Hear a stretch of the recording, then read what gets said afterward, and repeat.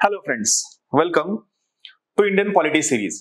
आता आपण आज पाहणार आहोत आर्टिकल 10. आर्टिकल 10 थोडासा इंटरेस्टिंग आर्टिकल आहे.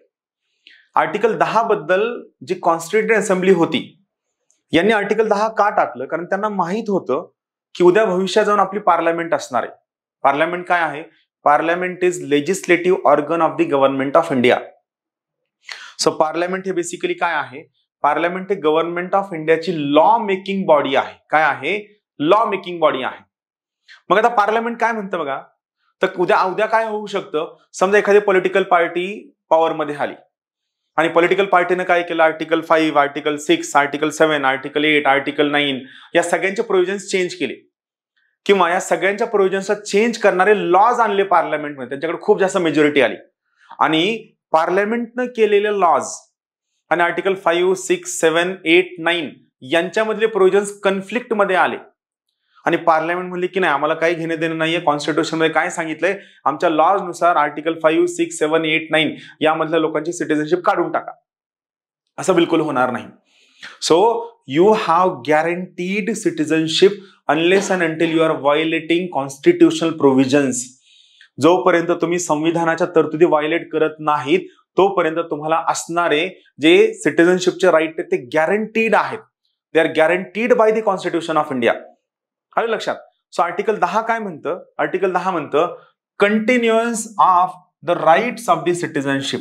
म्हणजे कोणकोणत्या केसमध्ये तुमच्या सिटिझनशिपचे नागरिकत्वाचे जे राईट्स आहेत ते कंटिन्युएशन मध्ये असेल, ते चेंज होणार नाहीत.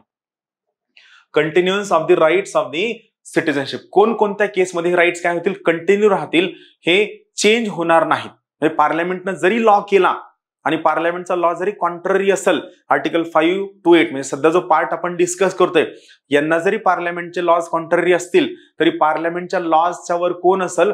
Constitutional provisions will have upper hand over new parliamentary provisions. हे आर्टिकल 10 म्हणतं. थोडक्यात काय आहे?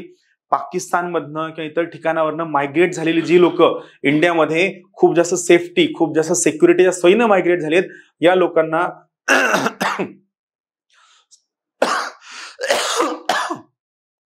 लोकांना सिटिझनशिपचा दिलेला राईट सहजासहजी कोणीही एलिनेट करून घेऊ शकत नाही, सहजासहजी कोणीही रिमूव्ह करू शकत नाही. See what article 10 says? It says every person, म्हणजे प्रत्येक व्यक्ती हु इज, म्हणजे जो सध्या आहे, or is deemed to be a citizen of India under any of the foregoing provisions of this part.